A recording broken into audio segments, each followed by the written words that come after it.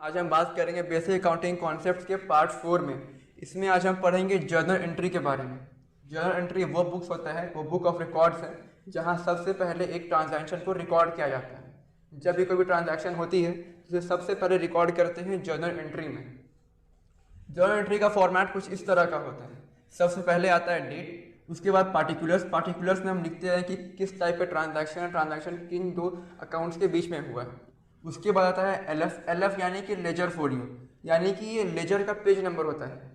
जब हम यहाँ जर्नल में रिकॉर्ड करते हैं उसके बाद बाकी प्रोसेस करने के बाद उसे हम लेजर में पोस्ट करते हैं। जब लेजर में पोस्ट करते हैं तब यहाँ पे उसका पेज नंबर लिखाया जाता है। अभी जर्नल आने के टाइम इसका यूज़ नहीं होगा। उसके बाद आता है अमाउंट। जो अमाउंट डेबिट होगा वो यहाँ लिखेंगे और जो अमाउंट क्रेडिट होगा वो यहाँ लिखेंगे। हमारे पास एक क्वेश्चन है, इससे शुरू करते हैं। A firm purchased goods worth rupees 60,000, sold goods worth rupees 70,000 and purchased machinery worth 1,50,000 and then paid salary to employees amounting rupees 75,000। यानी कि एक क्वेश्चन कह रहा है कि एक फर्म है जिसने गुड्स परचेज किए हैं 60,000 के। यहाँ पे क्या हुआ है, यहाँ पे गुड्स को परचेज किया गया है 60,000 के। तो पहले डेट लिख लेते हैं। अगर क्वेश्चन में आपको डेट नहीं दिए गए तो सिंपली आप इसको छोड़ भी सकते हैं या यहाँ पे 1 लिख सकते हैं सीरियल नंबर की जगह। तो अगर क्वेश्चन में डेट नहीं दिया गया है तो हम यहाँ पे 1 लिखेंगे सीरियल नंबर की तरह, यानी कि ये हमारा पहला ट्रांजैक्शन जो हम रिकॉर्ड कर रहे हैं तो इसके लिए हम सीरियल नंबर 1 देंगे यहाँ पे। जब दूसरा ट्रांजैक्शन रिकॉर्ड करेंगे तो यहाँ पे 2 लिखेंगे। तो पहला परचेज गुड्स वर्थ रुपीज 60,000, इसका एंट्री क्या होगा? पहले मैं एंट्री लिख दूँ फिर आपको एक्सप्लेन करूँगा इसका एंट्री क्या होगा। इसका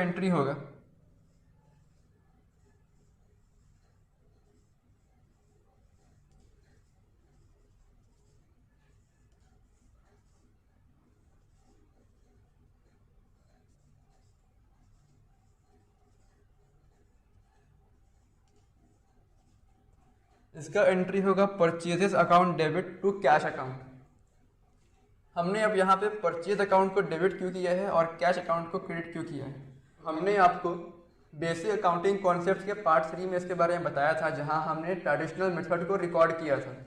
जहाँ ट्रेडिशनल मेथड में कैसे जर्नल एंट्री रिकॉर्ड की जाती है हमने वो पढ़ाया था आपको। उसमें हमने बताया था एक फॉर्मूला जिसे कहते हैं debit what comes in, credit what goes out.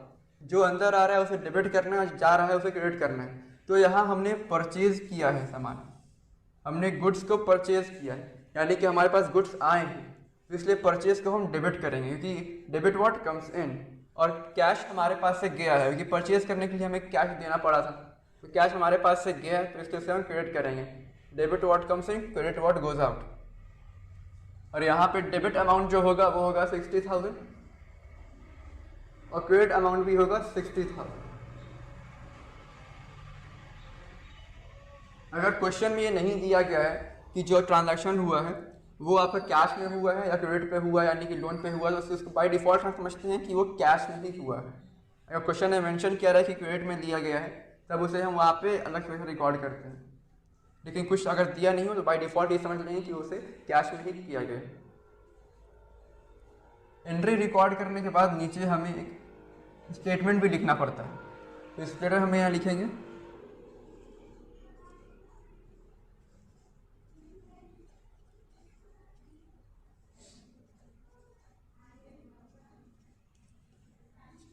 Her transaction record करने के बाद नीचे हमें स्टेटमेंट लिखना पड़ता है कि वो ट्रांजैक्शन किस चीज़ के लिए था।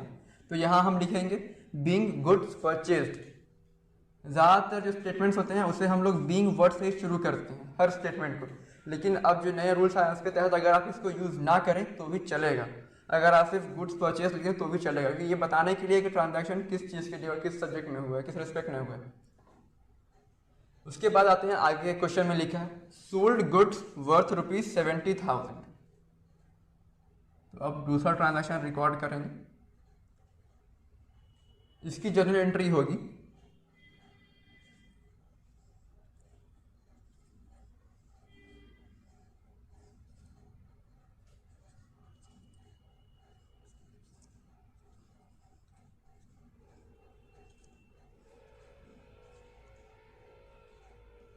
इसकी एंट्री हम करेंगे cash account debit to sales account. Cash account इसे डेबिट करेंगे क्योंकि हमने जब सेल्स किया तो हमें उससे कैश मिला, यानी कि हमारे पास कैश आया है तो इसलिए कैश को हम डेबिट करेंगे और जो बचा सेल्स उसको हम क्रेडिट करेंगे। इसके बारे में भी हमने पार्ट 3 में बात की थी जहाँ ट्रेडिशनल मेथड पढ़ाया गया था। अगर आपने वो नहीं देखा है तो उसका लिंक डिस्क्रिप्शन में डाल दिया जाएगा, उससे आप जरूर देखें ताकि आपका कॉन्सेप्ट ये क्लियर हो सके। क्योंकि अगर जर्नल एंट्री आपको नहीं आएगी तो आगे आप कुछ नहीं कर पाएंगे, आगे कैश अकाउंट बनाना पड़ेगा, लेजर बनाना पड़ेगा, जर्नल एंट्री के बिना वो सब नहीं हो सकता।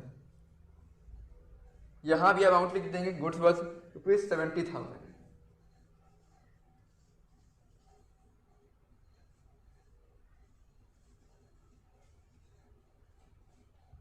और इसका स्टेटमेंट लिखेंगे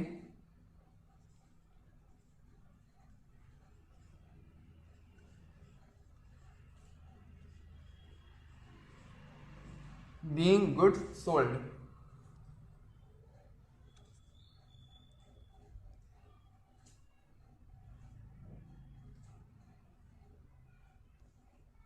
अब आते हैं हमारे तीसरे ट्रांजैक्शन पे। तीसरा ट्रांजैक्शन क्या है? And purchase machinery worth ₹1,50,000। यहाँ पे मशीनरी परचेज की गई है 1,50,000 की। तो इसे कैसे रिकॉर्ड करेंगे? इसे हम लिखेंगे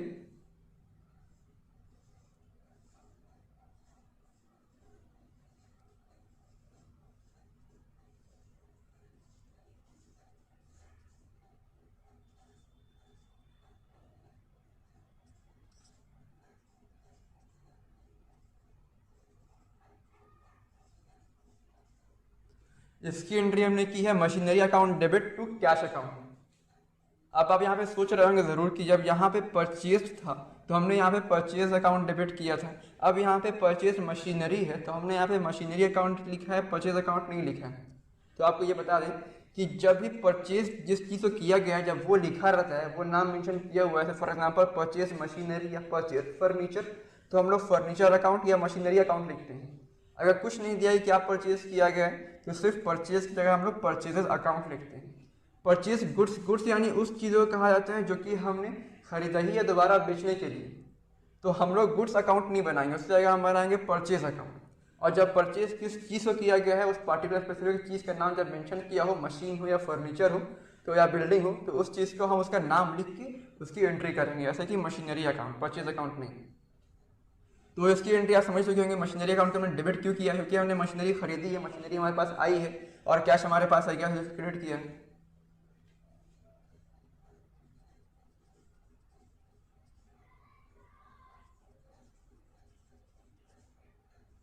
और अमाउंट है 1,50,000। इसका भी स्टेटमेंट लिख लेते हैं।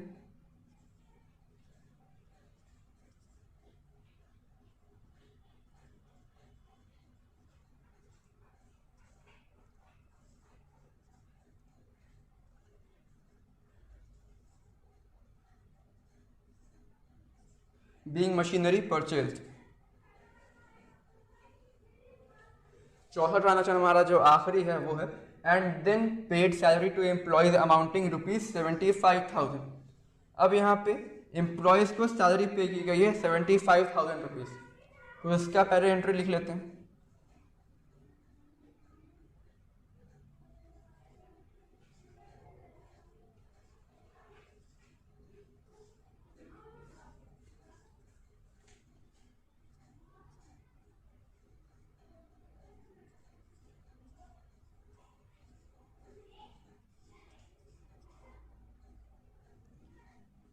इसका एंट्री होगा salary account debit to cash account. अब हमने सैलरी अकाउंट को डेबिट क्यों किया और कैश क्रेडिट क्यों किया, ये भी हमने पढ़ा है कंडीशनल मेथड में।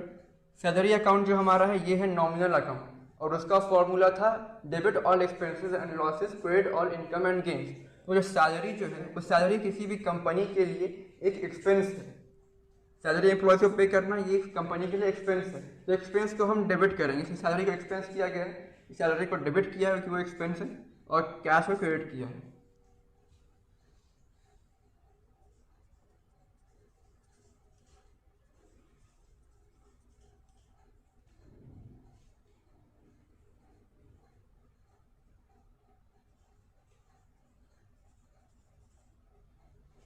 इसका स्टेटमेंट भी होगा बीइंग सैलरी पेड, वो आप खुद से कर सकते हैं।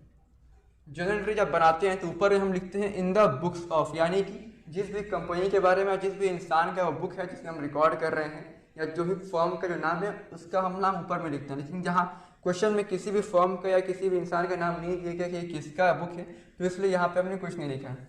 फॉर एग्जाम्पल अगर ये था रिलायंस फर्म के बारे में, तो in the books of Reliance हम लोग लिख सकते थे। तो ये होता है हमारा जर्नल एंट्री का फॉर्मेट, और इस तरह से जर्नल एंट्री बनाई जाती है। इससे रिलेटेड अगर कोई भी डाउट आपको या कोई भी क्वेश्चन है तो आप उसे कमेंट सेक्शन में डाल सकते हैं, उसका आंसर हम जरूर करेंगे। और चैनल को सब्सक्राइब करें और वीडियो को लाइक करें, और इसका ज़्यादा से ज़्यादा शेयर भी करें ताकि आपके दोस्त भी पढ़ सकें।